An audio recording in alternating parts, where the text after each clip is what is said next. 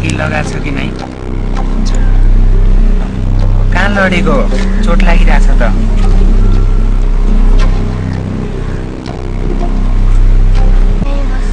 तिम्रो आफ्नै दाइ त हो नि म। आउ न, आउ बस। हेर हेर।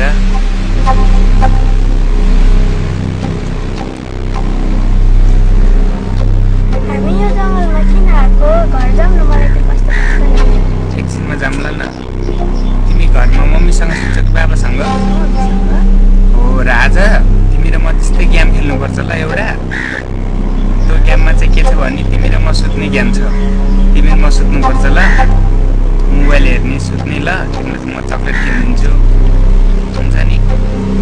यो कुरा चाहिँ कसैले नभन नि है। यो गेम खेलेपछि चाहिँ के हुन्छ दाइ? यो गेम खेलेपछि बच्चा हुन्छ।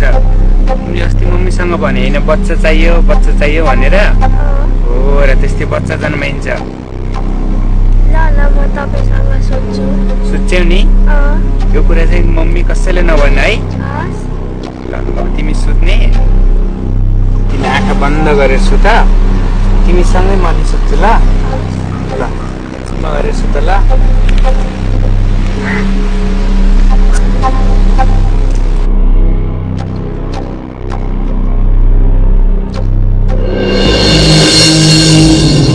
यस्तो भिडियोले हाम्रो समाजमा कस्तो सन्देश दिन्छ, कस्तो सन्देश दिन खोजेको छ, यो भिडियोले किन बनाएको, यो बनाउनुको रिजन के हो, तपाईहरूले चाहिँ प्रतिक्रिया दिनुहोला।